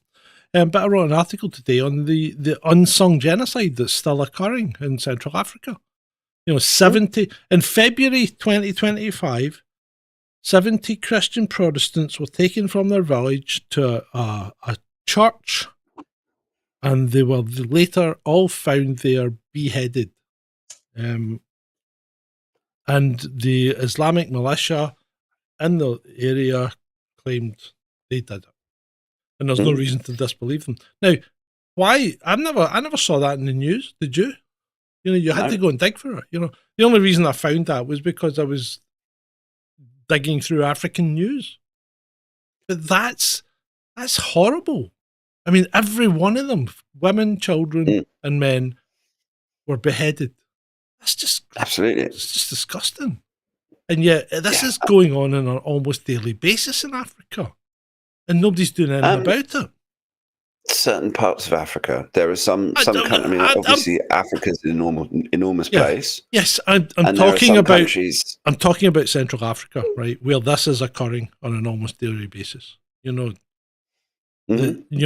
Nigeria, Central African Republic. Well, Nigeria technically is West Africa. Well, it's happening in Nigeria as well, and in the Congo. So it's there's happening. Issues between Rwanda and the Democratic Republic of Congo for sure, and there's a constant back and forth of. But this seems to be mainly religiously based, which is shocking. Shocking. But, I mean, the stuff in West Africa, like Nigeria, you got Boko Haram, and a lot of that. But then there's an awful lot of Western meddling. Put it that way. It's one of the reasons that people like Ibrahim Traore are kicking the Westerners out as much as possible. And one of those Western meddlers is the UK. Oh, Macron. And the UK. But the French and the British have always been up to their eyeballs in Africa. Yeah. Anyway, let's move on. Right. Okay, moving on. Pedro Pascal calls J.K. Rowling a heinous loser. I'd love to be a heinous loser of that scale. I mean... well, I didn't realize until a couple of hours ago that Pedro Pascal has a brother who he calls his sister. So it's that whole trans issue, I guess, is fairly close to him. And the fact that everybody, I mean, it's pick on J.K. Rowling season. It's a number of... the worst ones are the Harry Potter actors, because they wouldn't even have their careers if it wasn't for J.K. Rowling and her stories, and to turn on her the way they did. For actually just, I mean, I don't agree with everything that J.K. Rowling says. There's certain issues that I completely disagree with her on. Yeah. But the fact is that she has done a huge amount to stand up for women's rights. And whatever you think of the Supreme Court judgment, all of that stuff. I mean, she personally funded a rape crisis centre in Scotland because there wasn't one that was exclusively for women. And to try and say that a woman's rape crisis centre has to accept trans women, i.e., men, I mean, there are certain things that's a step too far. And I lionize her as an author. I think the Harry Potter series of books are utterly amazing. And I think those stories are different from her and her as a person and her political views. But the way that so much of that community directs so much hatred towards her for essentially sticking up for women, and it's all men. It's essentially men trying to impose themselves into women's spaces and women saying no, and they don't like it. It really is like caring the community gone wrong, isn't it? Mm-hmm. Anyway, Absolutely. Nick Torridis asked, who the hell is Pedro Pascal?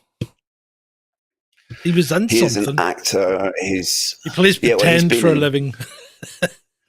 He was in the first time I saw him was in Game of Thrones. He plays Prince Martell of Dawn. Oh yeah, right. Is is the gay guy. killed horribly. Yeah, well, no, he's kind of bisexual because he was into. He played both sides of the fence. Shoot me down. And he also had one of the most gruesome deaths of anyone in Game of Thrones because he pretty much had his skull popped by the mountain. By the mountain, yeah. Okay. And also Pedro Pascal, he was Mandalorian. Oh, was he? Was he the man? I think he was Mandalorian. Who cares? Because the guy's not masked. He could have been anybody.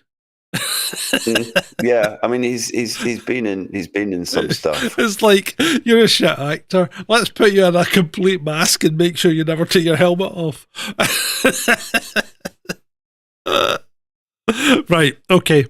Moving on. This is one of yours, and I'm not even getting involved here. This is one of yours. On you go. Yeah, this one is Health Ranger.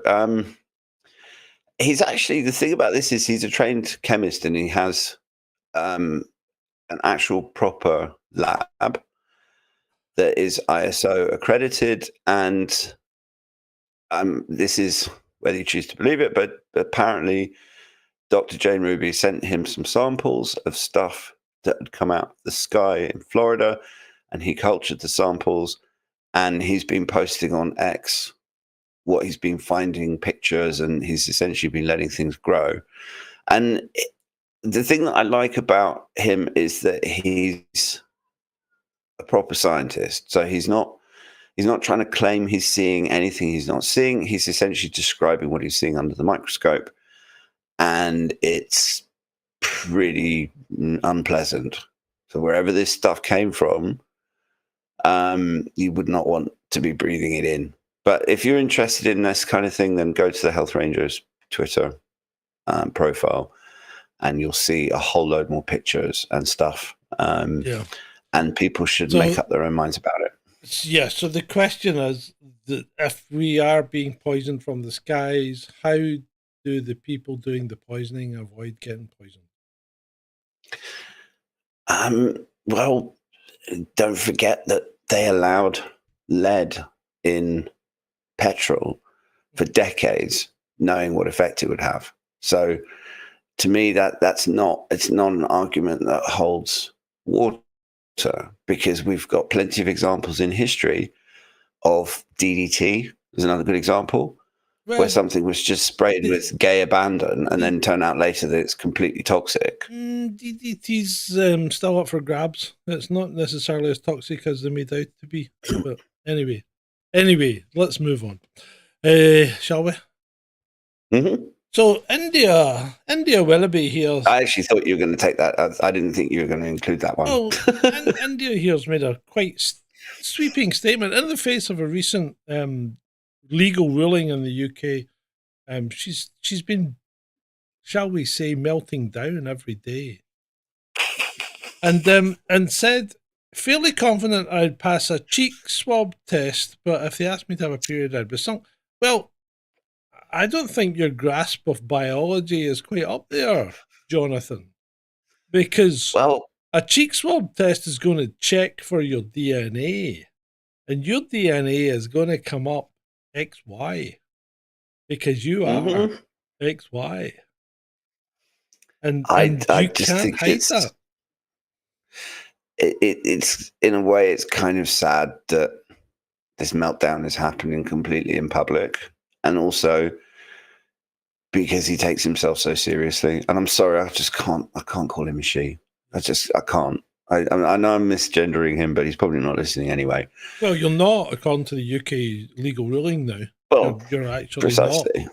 So, and I don't know. I just find him really creepy. And right. Yeah. It's 22:30, and we've still got something like 15 slides to go. So, we've still got half an hour. Yeah. Okay. Is anyone still awake? Yeah. Did someone say something in chat and let us know you're No, they're still there. They're still there. Still got 17 viewers. Excuse me. Meghan Markle says she experiences joy every day by putting flower petals on her food. I started putting them on salads. I started putting them on scrambled eggs. What the actual fuck is this woman on? Well, flower petals for one, but I mean, I've been in a Madness. relationship with a crazy person, and she, by comparison, Megan makes my ex look completely sane and normal. I mean, you only have to. I just, how could Harry even end up with her? But then I ended up with my ex, so these things do happen. But just how, I don't get it. I really don't. I don't understand these people. right, okay, let's move on. The teens, do you remember this? The teens that were expelled from school in New Zealand for wearing blackface have now won a $1 million payout after proving it was an acne mask. I mean, what the freak? Yeah. It's just, It's crazy. It's just crazy. yeah, but New Zealand, I mean, the Five Eyes particularly, Uh-huh. if you look at Canada, Australia, Britain, America under Biden, maybe a bit less under Trump, but particularly the Commonwealth countries, Canada, Australia, New Zealand, UK. I mean, it's next level crazy. The whole thing is just, and they're the ones that are pushing all of these gender critical or gender bender, whatever it is, and all of the anti-racism, and they're trying to destroy their own culture, and it's crazy. I mean, I'm it's glad, crazy. I'm glad those lads have got a massive payout, Yeah. because $1 million is going to pay for an awful lot of acne cream. Talking about massive payouts, right? Would you rather have $30 million or 30 million loyal friends? And this Wavy Pelly here has nailed it. What the fuck am I going to do with 30 million friends? Exactly. You couldn't have 30 million friends. You couldn't. No, you can't. Yeah, I And think certainly not the whole concept of 30 million loyal friends. Yeah, they reckon if the maximum is about 150. If you think you've got more than 150 friends, you're probably mistaken. In fact, if you think you've even got 150 friends, you're probably mistaken.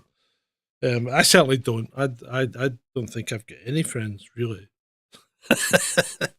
I've got people that put up with me. I'm sure you've got some friends. I've got people that put up with me, and that's about it. Right, moving on. That's because you're Scottish. Yes, it's not your fault. Well, yeah. And the thing is that I've got a handful of people that I would call genuine friends. Yeah. And I have a lot of acquaintances, and people that I know, but actually the number of people that I would trust to pour my heart out to or whatever is very small. Yeah. Yeah. Right. Let's move. Well, instead of insulting Americans today, we're going to insult Africans. So the African Hub says, engineers, explain this to us. I take it he just wants to go straight down the hill. He wants the road to go straight down and up the hill. Doesn't grasp the concept. Yeah. Doesn't grasp the concept that it makes it a lot easier if you walk sideways. This Twitter account, I follow it, and it does actually put out some interesting stuff, but this was a particularly, like, just go and study some engineering and learn about gravity and learn about inclines and all that kind of thing, and then come back, because this is how you build a road up a hill. Indeed. That's simple. It. Right. It's like, caption this. Oh.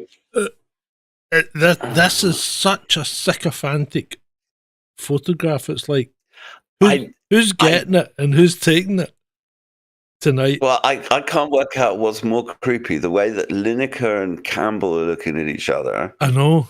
Or the way that Rory Stewart is looking at the camera. Yeah. Or Campbell's, I've just realised that Lineker is looking at Campbell. Campbell is looking at Stewart, and Stewart is looking at the camera with this. He's almost maniacal. It's like Willem Dafoe in the Spider-Man movies, just before he turns into the Green Goblin. Yeah, it's that kind of crazy eyes, and Lineker just like Gary, just creepy, like Gary. Yeah. Yeah, another poor soul that was bullied for racism when he was at school because he was so black. And we've only got 4 slides left. Black, yeah, Lineker, Black Gary soldier. We've been going on about Lineker for ages. In fact, Ben actually wrote a song called Black Gary. Right, here we go. David Lammy. This was the last Pope, right? This tweet from the BBC is crass and unnecessary. They really need silly innuendo about the race of the next Pope. Now, as far as I can make out, this is a 100% genuine tweet that Lammy made. So this was during the election of Pope Francis, I believe. The chimney of the Sistine Chapel as conclave votes for a Pope. Will the smoke be black or white? And Lammy thought it referred to the race. Which basically tells you everything you need to know about Lammy. Yeah. I mean, not just the fact that he's not the brightest tool in the box, the sharpest tool in the box, but also that everything comes down to race. Yep. And I know someone who knows Lammy from early in his career who confirmed all of my suspicions about him essentially being, he plays the race card. That's what he does. Yeah, yeah. But this also just demonstrates, look, this guy is the foreign secretary and he clearly didn't know.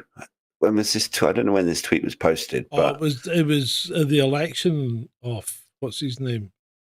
It was 2013.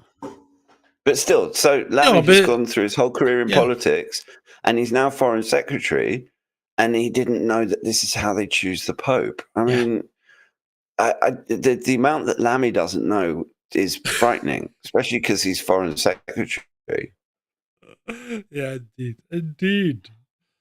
My husband asked me why I speak so softly in the house. I said I was afraid of Mark Zuckerberg. I was afraid Mark Zuckerberg was listening. He laughed. I laughed. Alexa laughed. Siri laughed. The Tesla laughed. Oh, yeah, that's a tremendous. Yeah. But that's, I mean, they do listen to you. Your phone listens to you. I mean, look at the adverts. Look at the adverts. But the scary one. Yeah, but the really scary one is when you don't even say out loud to anyone that you're actually wanting to buy something, and then you see adverts start popping up for it on social media. Particularly Facebook is the worst. Although you've never searched for it and you've never verbalized. You've never searched for it. You've literally just thought, oh, I need to buy a new ladder. And suddenly you'll see ladder adverts on Facebook. And now, guaranteed, I'm going to log on to Facebook tomorrow to check on birthdays, and I'm going to see adverts for ladders. But you probably said something like, I need to reach that, and I can't quite get there. But it's also, now we're into the realm of the Tesla. Oh, you know what I found out? What? All of that, this whole full self-driving thing that you can have in these Teslas. I'm not even sure it works in the UK. $99 a month. In addition, you got to pay for it. In addition to spending all of this money on this car, there are certain features in the car that you have to have on a monthly subscription, and it's not like a tenner a month, $99 a month. So you've already bought the car, and you either bought it on finance or you paid it off. And if you paid it off, then $99 a month is probably not such a big deal. But if you're paying it off on finance or you've leased the bloody thing, it's like, yeah, you can have full self-drive. It's just going to cost you $100 a month. Do you watch Black Mirror? I've watched a few episodes of it, and have you watched the latest one? No, So the I started at the beginning. if anyone wants to not have spoilers, don't listen. But I watched this one in the latest series, the first one, I think.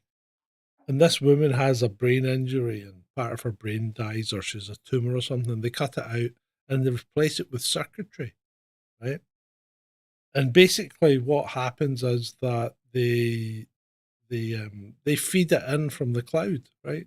Basically through Wi-Fi, from the cloud.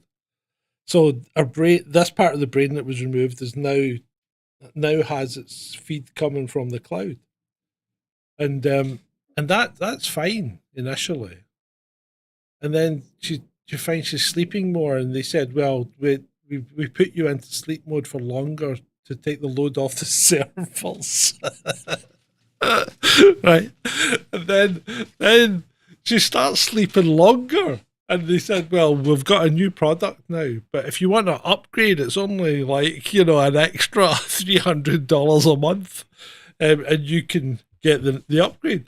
And then she starts producing adverts involuntarily and unknown to her. She starts speaking adverts, and they said, well, if you upgrade, you won't be speaking adverts. And she's a teacher. And that gets her into trouble at work, obviously, because she starts talking adverts while she's teaching, and the kids go home and say, the teacher said I should try a Christian therapist, So basically, she ends up spending like $1,000 a month to get enhanced service. Oh, and she can only, if she goes outside the zone that the thing's active in, like your cell phone. She goes outside the zone, she turns off. So it's scary, but I can see it happening, Well, if Musk is quite happy to have a monthly subscription for full self-driving in the Tesla, then for Neuro, you don't even want to think about what he's going to do with Neuralink. Yeah, I mean, and also, I mean, it's one thing to have a disabled person and stick a chip in their brain and suddenly they can use their legs or they can see or communicate. I mean, if we're talking about making disabled people's lives easier, and it's not based on some sort of monthly subscription where you get upgrades so your legs work kind of more than 5 days a week. I want to run like Steve Austin. Well, yeah, you get the extra speed boost on the legs or whatever it is. I just think that there's a difference between helping people and making money. They're not the same thing. They are not the same thing. Yeah, but yeah. So I don't know, $99 for full Tesla self-driving. and Musk tweeted it out, and it's like, oh, it's only $3.33 a month. And I was like, oh yeah, 33. There we go. Oh, 33 a month? No, $3.33 a month a day. A day, right? Yeah, aye, okay. Yeah, less than the price of a cup of coffee. And speaking of coffee, if you ever wanted to give me a donation, you could drop me a donation at ko-fi.com, as you see on the screen right there. Our good friend Nick Doridis did one yesterday. So, but having said that, if you want to give me a donation, maybe you should wait till next week, because next week it's May, and what happens in May? What happens in May, Ed? What famous person was born in May? Don't you dare say George Clooney. You, John. Thank you, Ed. Right. It's his birthday next week, people. So please, some donations would be nice. Right. Send him some flowers or some chocolate or something. No, just send cash. Just not that one. We just need cash. I know a lot of people want to send blankets or water. Just send your cash. There you go. Right. So pure love on the vertical chat. Good to see you. Good to see you, pure love. Most of the stuff happens on the horizontal chat, which is a different stream, but if you're on a phone, the vertical's the way to go. Right. Second last slide. Tired of being fat and ugly? Just be ugly. That's a great advert for a gym, isn't it?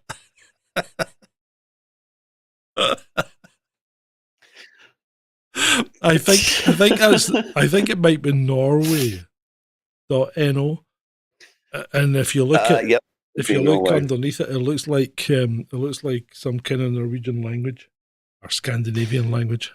But why would that, was that sign translated? You know what? I think it's just Although Norwegians. I mean, I think it's just the Norwegians. yeah, well, it's the kind of thing. It's actually the kind of thing the Dutch would do because they all speak English. So yeah. The Dutch they love using English words in their marketing and stuff like that. And it's just like there's a perfectly good Dutch word for it, but they'll specifically choose the English word. It's like when you go to Sweden, they all speak English at you. You can't practice Sweden on Swedish. No, you can't practice Swedish on Sweden because they all want to speak It's one English. of the things that I find difficult learning Dutch. Absolutely, because if you go to Holland and you start speaking Dutch to someone and they get a hint that you're English, they'll start talking to English back to you. So I get into this funny thing because I'm going over to Holland and I want to practice my Dutch. So they'll talk English to me and I just talk Dutch back to them. But it's the same at home because if you listen to the family conversation around the dinner table, when I'm with my mum and my stepdad, we slip in. I go back and forwards between English and Dutch because if I don't know the word in Dutch, I just use the English word. Yeah. Right. So the last slide is a blast from the past. Literally a blast from the past. A rare photo of a McDonald's staff member collecting apple pie filling in the 1980s. Do you remember McDonald's apple pies? Do they still do them? Whoa, Ed's had enough. He's gone. If you don't want to be fat, stop eating. You're right, soldier. You're right, mate. That's exactly what happened.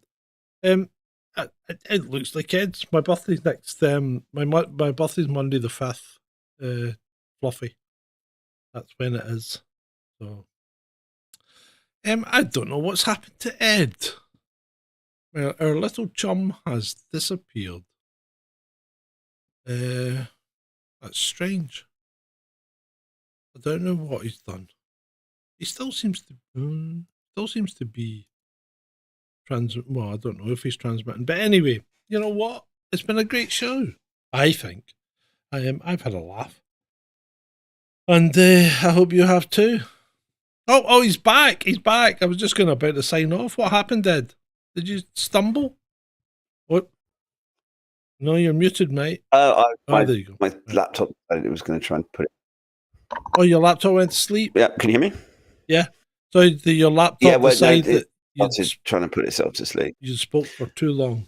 Well, for some reason, the stupid Windows power settings, I have to sit here, keep constantly moving the mouse around, and if I don't, it starts locking up and then the network shuts down. It's just a pain in the arsehole. I just turn power management to off.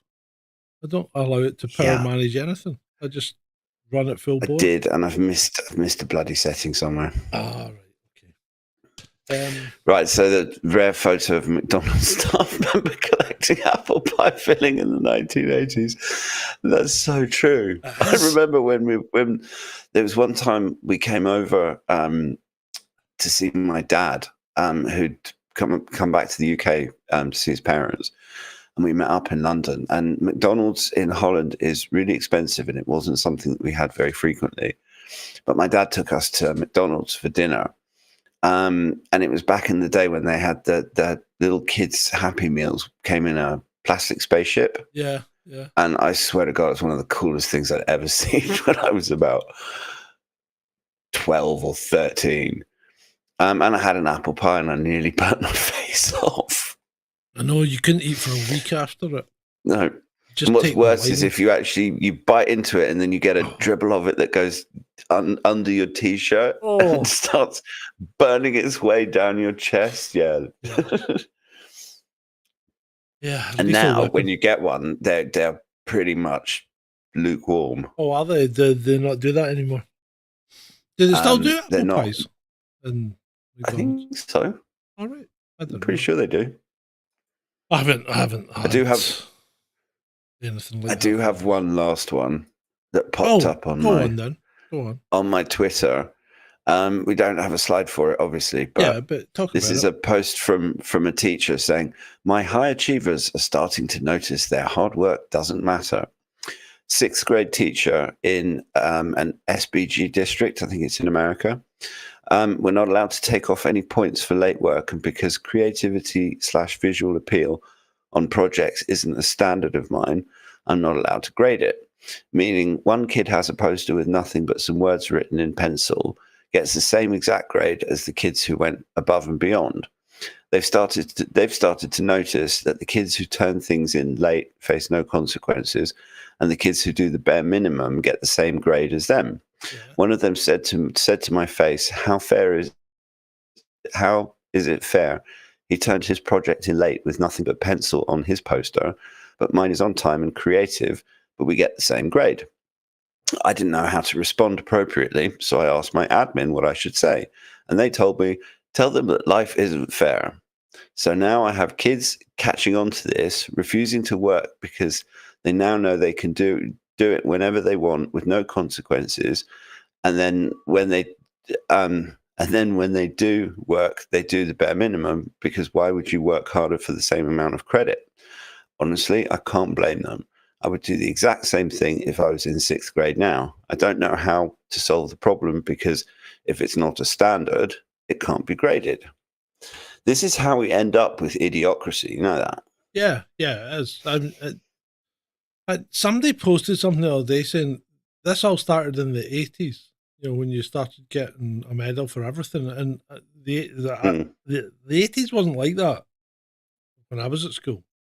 No, if you were not at crap all. at something, you were told you were crap at something. And I remember my chemistry teacher telling me that I would never amount to anything because I never did any chemistry homework. And it really pissed them off when I got an A in chemistry. I had some really difficult teachers, but the thing is, with a good teacher was never your friend, but a good teacher would recognize. I mean, good teachers would understand the individual student and somehow manage to get through to them and push them, because the whole point of being a teacher is you push your students. If everything is easy to achieve, then nothing is worth anything. And frankly, this is one of the things that particularly the Russians, Chinese, Koreans, Asians, particularly. I mean, there was one, I was reading a story about it earlier in the week, that there's a Chinese, I can't remember what type of school it is, but they have 1,700 places available in a year, and they get 70,000 applicants. And these kids have to work. They have to push themselves rather than just getting a like we do in Western schools. I mean, you see it happening in the UK and US, where everybody just gets a medal for turning up. Yeah. We're not doing the kids any favors at all. That's not. I mean, life is competitive. Life is tough, and kids have to. I mean, ideally, if you're going to raise your kids, they need to be brought up to be able to deal with that competitiveness and toughness, and having a bit of a thick skin and being able to lose. Yeah. I mean, it's these little wankers that don't know how to lose, that end up gluing their faces to roads. Oh, anyway. So that was the last one I spotted. Yeah, and I think that's a fairly astute observation, isn't it? Mm-hmm. Oh, And we're nearly on the 2 hour mark, so I think we've done well. Yeah, I think we've done all right. And it's a good show. I enjoyed it. Yeah. Do As you much as- guys as have much any as- well, plans to stream to Rumble? Somebody on Twitter says, "Do you guys have any plans to stream to Rumble?" Maybe we should stream to Rumble. Because there are some people that just despise YouTube. And I don't think you'd necessarily be diluting the audience that much. And you might get, You wouldn't be I diluting don't know, the show audience. might get more traction on Rumble than it does on YouTube. But I mean, Rumble's just, from a creator point of view, it's just a waste of time, Fair play. Unless people are going to donate more on Rumble, I don't need a producer. I could stream to Rumble. I've done it before. We used to do it. But it's just I'm getting to the limit of my bandwidth as well, because I'm streaming twice at the moment. I'm streaming to both YouTube, horizontal and vertical. That's a fair point. Plus, I'm also streaming to you, because you're getting, there's a connection to you as well. So if you've got 6,000 kilobytes and YouTube's got 8,000 and YouTube's got another 4,000, we're getting to the point where I've only got a 20 meg upload, So yeah, that's a fair point. I hadn't thought of that. But and also, there's a point. Starlink is now free for the hardware in the UK, and 75 quid a month. Interesting. It used to cost 500 quid for the hardware. Then it came down to 300 quid. Now apparently it's zero down and 75 quid a month for the service. Wow. Which isn't bad, because it's a fast service. And it's also a service you can take with you, I think. Yeah, you can. Yeah, I mean, you can move. Yeah. That might be something to think about. Although, yeah. Yeah. Anyway, but I think we're done. We can stick a fork in that one. I think we can. It's been great. I've enjoyed it. I've had a great time. I've had suitably relaxed and refreshed with my little beers, and it's always cathartic. I feel like doing the all-in and the kung fu is my weekly catharsis. The kung fu is the physical catharsis, and the all-in is the mental catharsis, because I get to rant a little bit about the insanity of the week, and it always makes me feel better.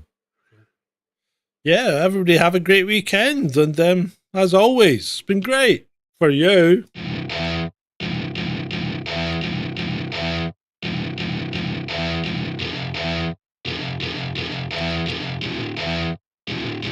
Welcome to my party, we're just getting started. A life is a dream or a nightmare scarring. Hand me a drink, cause I think I'm going all in. Get me a shrink who can catch me when I'm falling. Cover up my scars, flip the handlebars, crashing in my car, wake up in a bar. I'll be a superstar, just on my avatar. This world is so bizarre, empty out the reservoir.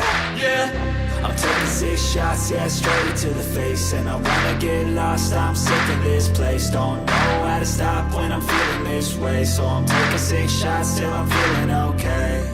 I think I'm going crazy, don't think I'll get home safe. So I'm taking 6 shots, all straight to the face. I'm taking 6 shots, are you coming with me? I'm taking 6 shots, yeah, straight to the face. And I wanna get lost, I'm sick of this place. Don't know how to stop when I'm feeling this way. So I'm taking 6 shots till I'm feeling okay. I think I'm going crazy, don't think I'll get home safe. So I'm taking 6 shots, all straight to the face. I'm taking 6 shots, are you coming with me? Sometimes you need to let loose, grab juice, get goose, tattoos, taboos, get screwed. Loosen up, buttercup, all those hate comments will never make you feel enough. We're all adequate graduates, hearts full of calluses, but we know calculus. Damn, ain't that fabulous? Can't wait to apply all those mathematicus. But we can't get a job that pays us enough. I'm about to pop off. Fuck you, you're lost. We all know that we never really want a boss. So I'ma do what I want to, something I can't undo. Yeah, I'ma do what I want to, something I can't undo. I'm taking 6 shots, yeah, straight to the face. And I wanna get lost, I'm sick of this place. Don't know how to stop when I'm feeling this way. So I'm taking 6 shots till I'm feeling okay. I think I'm going crazy, don't think I'll get home safe. So I'm taking 6 shots, all straight to the face. I'm taking 6 shots, are you coming with me? I'm taking 6 shots, yeah, straight to the face. And I wanna get lost, I'm sick of this place. Don't know how to stop when I'm feeling this way. So I'm taking 6 shots till I'm feeling okay. I